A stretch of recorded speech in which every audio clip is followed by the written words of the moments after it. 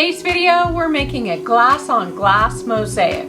It's Halloween themed, but you can personalize it to whatever you want. We're talking glass cutting, tiling, grouting, and finishing off. Let's get to it. Welcome back, and if you're new here, my name is Julie, and on this channel we talk about tips, tricks, tools, adhesives, materials, and specific mosaic projects, all to shorten your learning curve when it comes to creating mosaic art. So if that sounds like something you'd be interested in, please consider subscribing. I have fond memories of Halloween. Sure, the dressing up and the trick-or-treating was a lot of fun, but I also think about the decorations that my mom put out in our home. She did ceramics back in the 1970s and made some really cute, adorable, classic pieces. The pieces she made were bright, fun, cheerful, and didn't scare the bejesus out of you.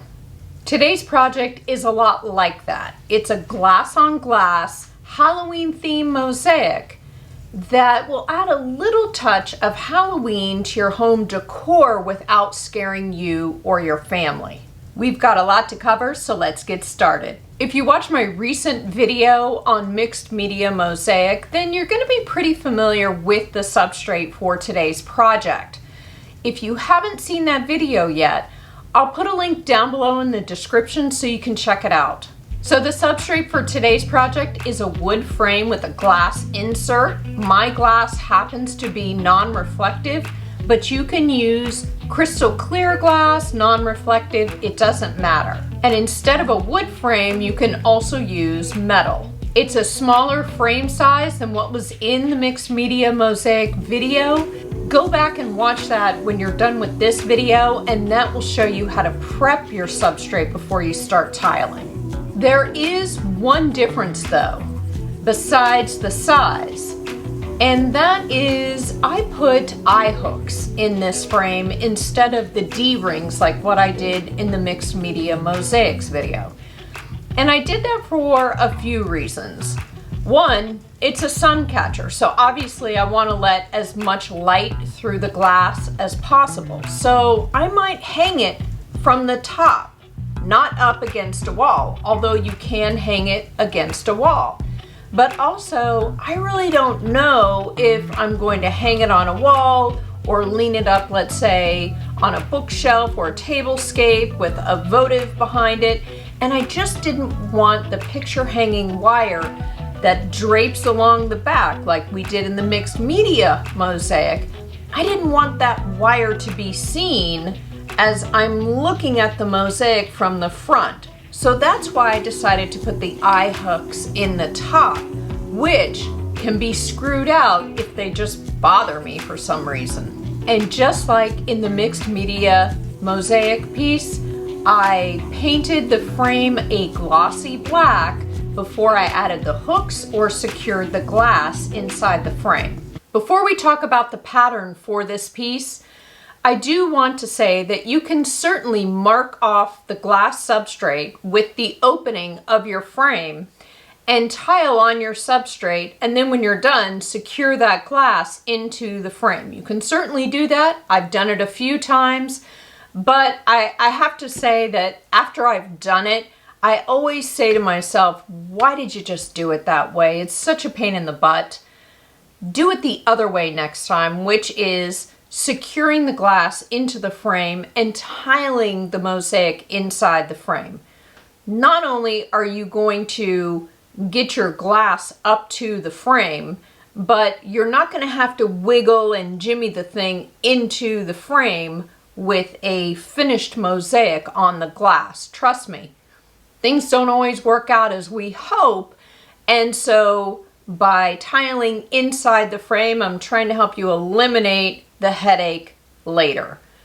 But certainly you may do it either way.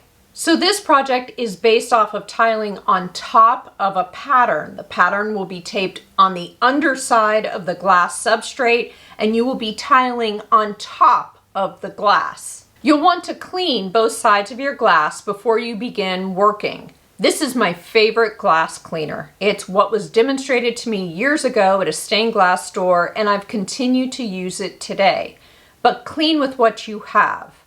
You especially want to make sure the glass on the front of your piece is clean and continues to be clean throughout your tiling process. In other words, by mosaicing on top of the glass, you're sealing in whatever's on the surface of your glass substrate. So to begin with, you want to cut out a piece of copy paper to the size of your frame opening or glass insert, however you want to look at it. For reference, I'm using a frame with a glass insert size of 5 by 7 inches with a viewing size on the front of the frame of about 4.5 by 6.5 inches. Next, you'll want to sketch a tree on it. If you don't want to sketch a tree, you can always turn to your friend, the internet, to find something you'll be happy with. Google, of course, will give you lots of options, as will checking out Pinterest. A few notes about deciding on a tree shape. I wanted kind of spooky, but also not too many limbs, and limbs that I could easily tile around with the minimum number of pieces of glass in my background. Obviously, the tree is the focal point of this piece, but I also want larger pieces of glass and less grout lines. As you begin to sketch, you may see that tree limbs that are very thin at the end convey spookiness. They're also easier to tile around with regards to your background. So play with your design, and once you're happy, tape it to the back of your frame. I'm using painter's tape, which holds things in place nicely, but also pulls off easily when I'm done, but doesn't pull off the paint of my frame.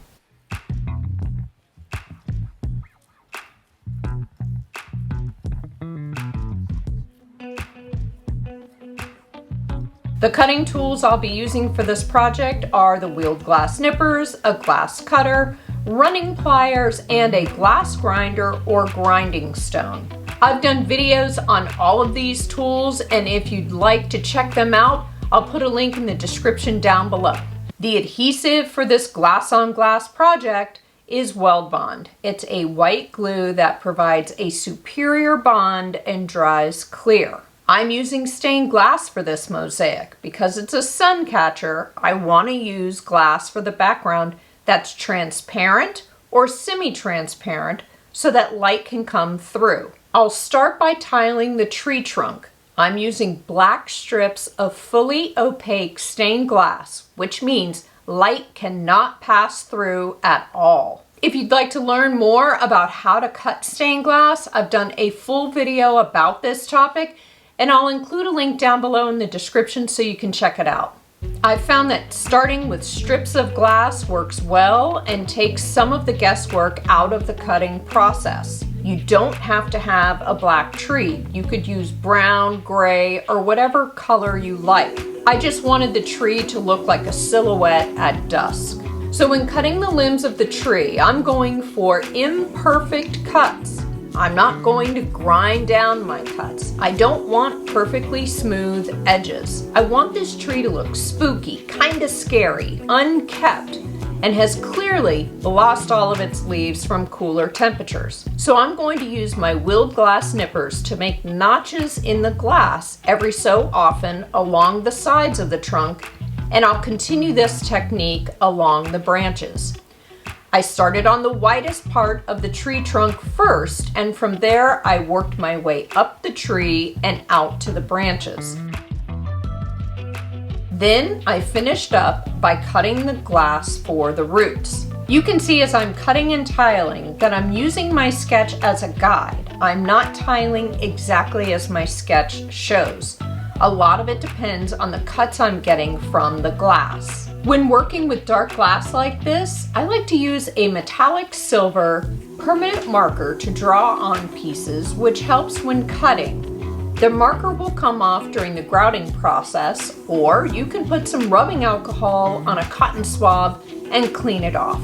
I glued down the tree pieces every so often, and once I was completely done, I let it dry for 24 hours.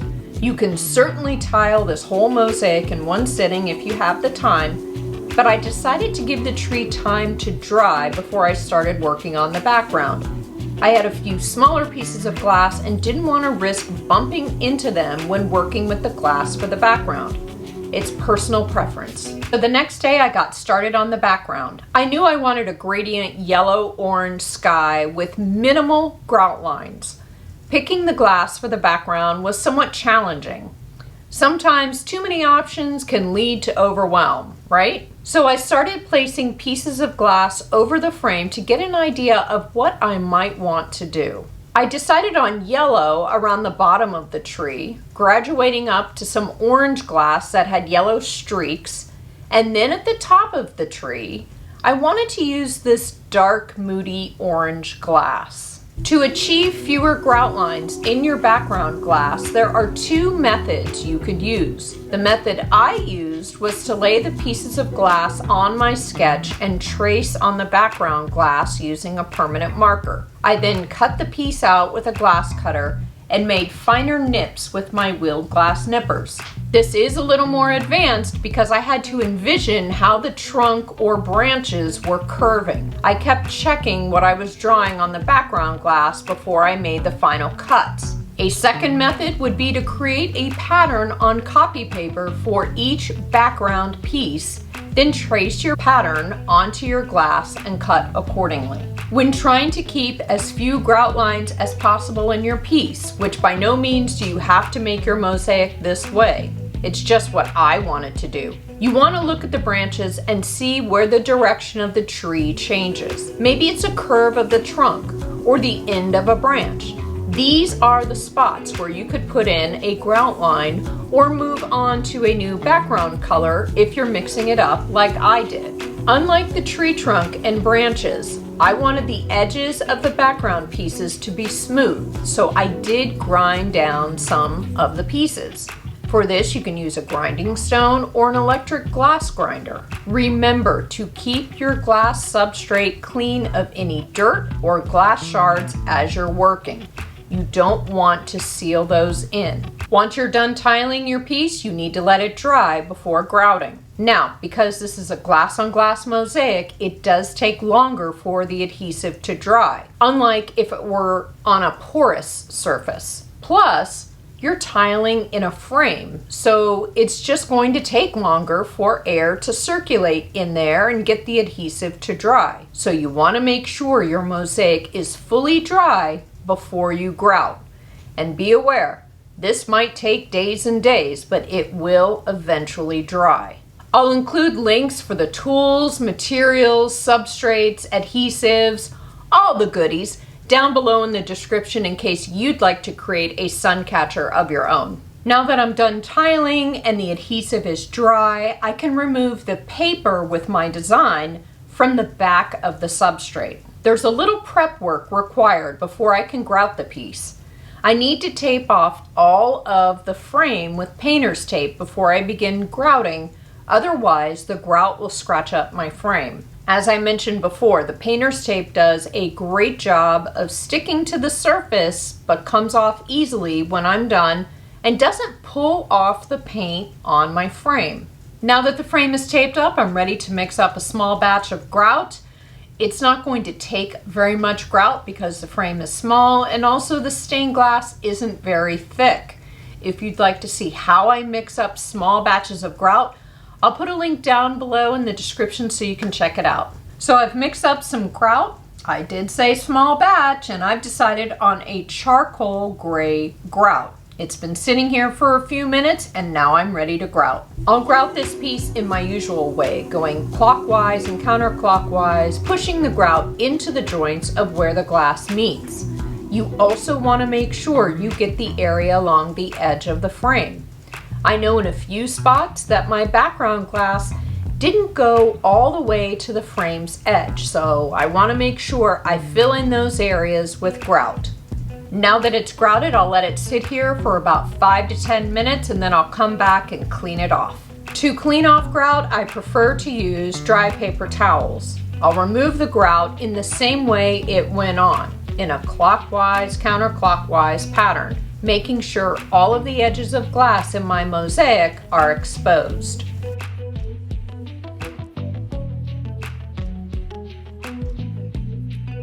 Now that the piece is cleaned off and the grout is still fresh, I'll remove the painter's tape. You want to remove the painter's tape before the grout dries. This is very important. You want to do this for a few reasons. You may have grouted over the tape, and if so, you can remove the tape, and if necessary, carefully go in and replace any grout you may have pulled out when removing the tape. A second reason is you may have missed grouting a spot along the edge where the painter's tape was, so by removing the tape while you still have some fresh grout left in your cup, you'll be able to fill in any gaps or spaces you may have missed. And once you've done all of that, let your mosaic dry for about 24 to 48 hours before you hang or display it. You have so many display options with this piece. You can hang your SUNCATCHER with a small linked chain or monofilament fishing line. You can display it on a shelf with a battery-operated votive behind it, or on a coffee table leaning up against your favorite books or tablescape. There are so many ways to enjoy this piece. Question of the day, let me know in the comments if you've ever made a glass-on-glass project, and if so, what did you make? Thank you so much for watching. Please give this video a thumbs up as it really does help my channel, and subscribe if you haven't already. Click the bell notification so you never miss a single upload, and let me know in the comments if there's something you'd like me to cover in a future video. I'll see you soon. Bye.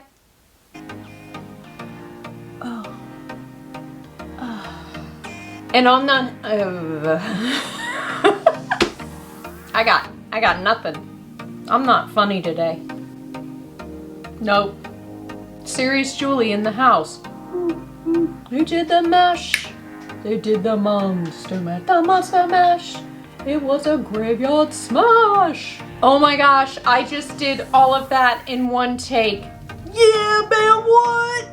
As well as, I don't know. I think 1 or 2 was best. Number 3, I didn't like that one.